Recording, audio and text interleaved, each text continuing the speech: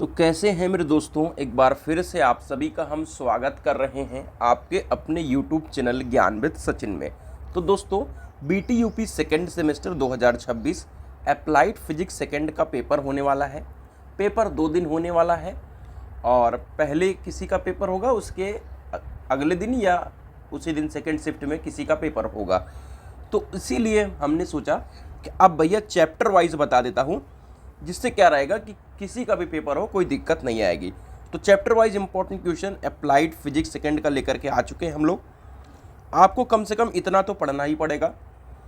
तो चलिए बिना देरी के वीडियो की शुरुआत करते हैं और एप्लीकेशन को डाउनलोड कर लीजिएगा, ठीक है। क्योंकि PYQ, lecture, notes and important question, ये सारी चीज़ें आपको यहाँ पे अवेलेबल हो जाती हैं। तो आप सभी ज़रूर से ज़रूर मोबाइल एप्लीकेशन को डाउनलोड कर लीजिएगा।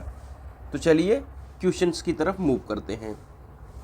तो हमने जहाँ पे टाइप किया हुआ है applied physics second important question 2026, उस पर आ चुके हैं। देखो, आपको ये चीज़ पता होना चाहिए कि आपको शॉर्ट क्वेश्चन फोकस करना है। जैसा कि मैंने बताया था, इंजीनियरिंग मैकेनिक्स, FEEE और IT सिस्टम, इनमें आपको लॉन्ग क्वेश्चन फोकस करना है क्योंकि 5-5 नंबर के क्वेश्चन आते हैं। और applied physics, mathematics, environmental science, इसमें आपको शॉर्ट क्वेश्चन, छोटे छोटे क्वेश्चंस को फोकस करना है। तो यहाँ पे आपको पता है कि 2 नंबर, 2.5 नंबर, ठीक है, और 1 नंबर के क्वेश्चन बहुत ज़्यादा है। 20 नंबर का सिर्फ आता है 5-5 वाले में, ठीक है।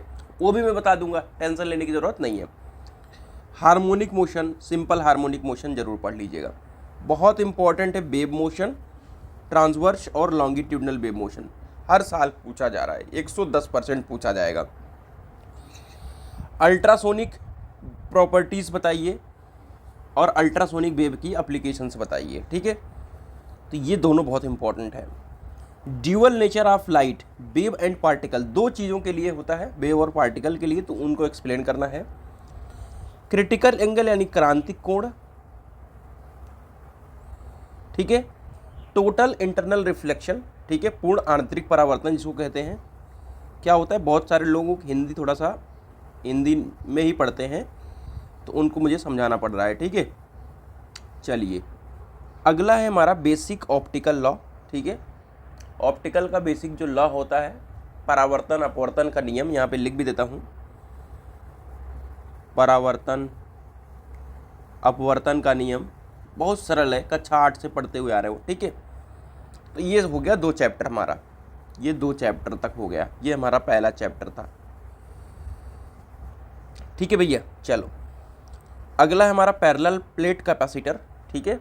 ये 2 मार्क्स और 5 मार्क्स वाला क्वेश्चन, अभी तक सब 2 मार्क्स वाले थे, ठीक है। डाई इलेक्ट्रिक इफेक्ट, कैपेसिटेंस, ठीक है, 1 मार्क्स में पूछा जा सकता है, ये भी 2 मार्क्स में पूछा जा सकता है, ठीक है।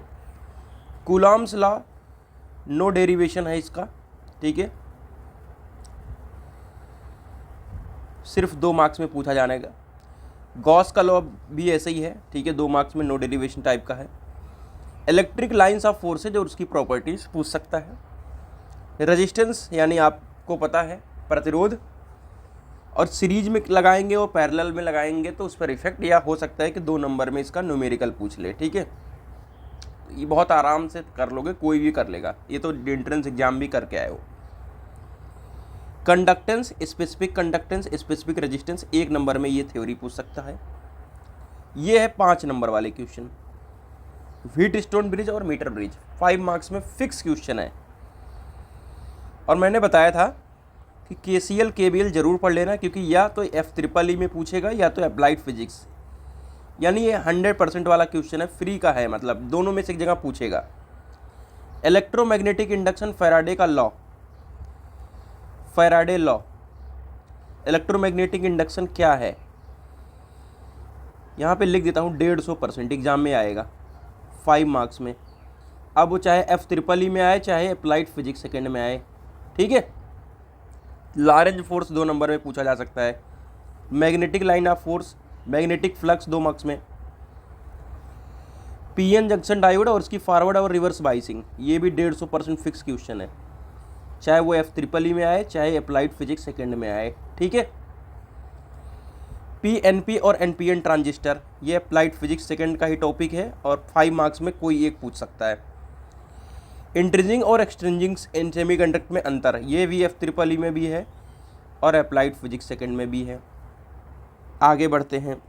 एनर्जी लेवल्स ऑफ एटम्स पूछ सकता है, लेजर के लक्षण पूछ सकता है, या तो हीलियम नियॉन लेजर पूछ सकता है या तो रूबी लेजर। ठीक है, और ये 150% एग्जामिनेशन में आएगा ही आएगा, मतलब लेजर आना ही आना है, मैं ये कह सकता हूँ बस। ठीक है, जैसे कि मैंने बताया लेजर की कैरेक्टरिस्टिक्स, लेजर में चाहे हीलियम नियॉन लेजर चाहे रूबी लेजर। ठीक है, दोनों में से एक क्वेश्चन है। ऑप्टिकल फाइबर, ये भी फिक्स क्वेश्चन है। Pumping, spontaneous emission, stimulated emission, ये सब 2 मार्क्स में पूछे जा सकते हैं। तो इतने क्वेश्चंस मैंने जो बताए हैं, इनकी प्रैक्टिस आप जरूर से ज़रूर करिएगा, ये आप सभी के लिए काफ़ी इंपॉर्टेंट है। तो चलिए मिलते हैं एक नई वीडियो के साथ, तब तक के लिए bye bye, tata, take care, love you all.